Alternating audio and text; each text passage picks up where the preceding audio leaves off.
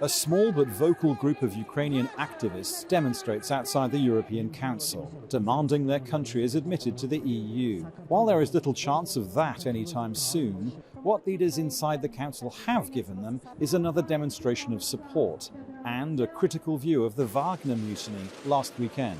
This showed deep cracks in Putin's system. This mutiny of last weekend will also have aftershocks that we will see. The more it is important that we double down on the support for Ukraine, be it military capability or financial support. Already this week, the EU has increased by a third the amount of money it makes available to Kiev, with some officials saying this support may need to be made permanent. But if there is a unity of purpose regarding Ukraine, one issue where there isn't is migration. A deal agreed by EU interior ministers in Luxembourg 3 weeks ago was only passed by a qualified majority vote. One nation with objections to it was Poland. Here in Brussels, its Prime Minister spelled out a different vision. We have an alternative plan, a plan of securing Europe's borders, and I will present it here, and it will be about reinforcing Frontex, which is also signaling that illegal immigration indirectly supports smuggling groups. It supports de facto terrorism in Europe. It is enough to look at what Frontex writes in its report. But on the other side of the argument are countries like Italy, who see the Tunisia deal agreed with the EU as a blueprint for the future. Elsewhere, relations with one other country have loomed large over this summit, China, seen by EU leaders simultaneously as a partner, a competitor, and a systemic rival. The mood music now suggests these ministers are trying to downplay divisions with Beijing, with the hope the government there might use its influence in Moscow to end the war in Ukraine. Dominic, Kane, Al Jazeera, Brussels. Ahead of the meetings in Brussels, NATO's Secretary General insisted that support for Ukraine will continue. Immediate and urgent task is to support Ukraine, to ensure that Ukraine prevails as a sovereign, independent nation in Europe, because unless we are able to do that, there is no membership issue to be discussed at all.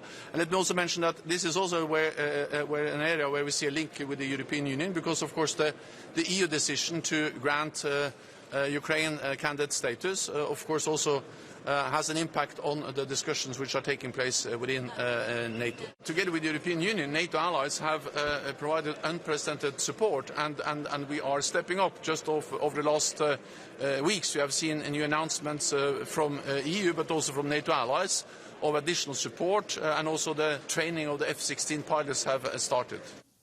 Harry Nedelcu is Senior Director of Geopolitics at Rasmussen Global, and he joins us from Brussels. Harry, I want to pick up on something from what Mr. Stoltenberg was saying and what our correspondent Dominic Kane was saying. Do you see Ukraine ever becoming a member of the European Union, that's one, or a member of NATO? Absolutely. I think both European Union and NATO membership are definitely something that, first of all, Ukraine is aspiring to do, and it's enshrined in its constitution. And I think that given the current context, it is something that we can see going forward. Of course, it's not going to be something that's going to happen overnight, but it's definitely more of a prospect now than it was before this war. And I think it sends a strong message to Putin that while he wanted, and he may have wanted to keep Ukraine away from its European path, he's achieving the opposite. You really think the EU would bring in Ukraine? I'm not talking now, but say medium term. You really think the EU would bring in Ukraine? You really think NATO would bring in Ukraine at this, not right now, again, not right now, medium term? Absolutely. I think, first of all, you see already a sign in the fact that Ukraine is a candidate, has a candidate status with the EU. Something that but Turkey also had a membership bid at some point, and that went nowhere. It went nowhere for now. Let's see, yes. But I think in Ukraine's case, we have a definite momentum building up. And again, I'm not saying it's going to happen overnight, but definitely it's something in that, has a chance of happening within, let's see how long it's going to take. When it comes to NATO, I think the same thing is true. And we're going to look to the Vilnius summit to see what the language will be among the allies. And again, I don't think we're going to see an invite necessarily at the NATO summit, but I think we're going to definitely see some language that will point to Ukraine's path towards NATO at some point.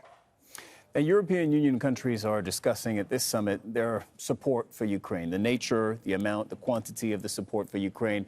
Do you think that they're going to reach a higher level of support? They're already providing weapons, not all the weapons that Ukraine wants, but a fair few of them, and ammunition. Absolutely. I think you're seeing definitely more money being discussed, a higher level of ambition put on the table.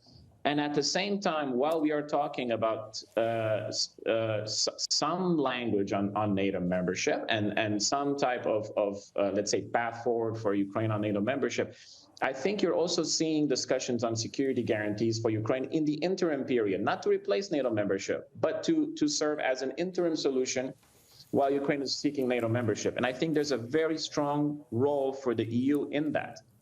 Harry Nedelcu, Senior Director of Geopolitics at Rasmussen Global. Thank you. Thank you.